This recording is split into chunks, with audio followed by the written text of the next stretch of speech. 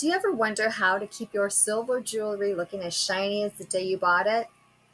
Today, I'll show you simple care tips that will make your jewelry piece last a lifetime.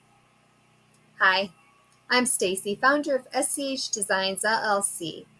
I handcraft meaningful, nature-inspired jewelry in fine silver and sterling silver, and I love helping women care for their pieces so they always feel special. First, let's talk about polishing. A simple polishing cloth can bring back shine in seconds.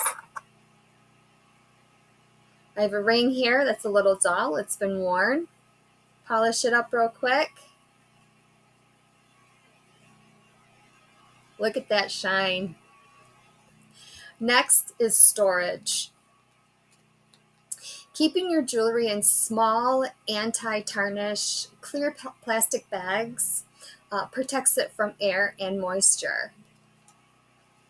If you'd like more care tips, I've created a free jewelry care guide you can download.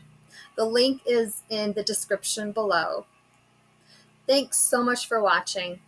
Don't forget to subscribe so you won't miss more jewelry care tips and behind the scenes of my creations.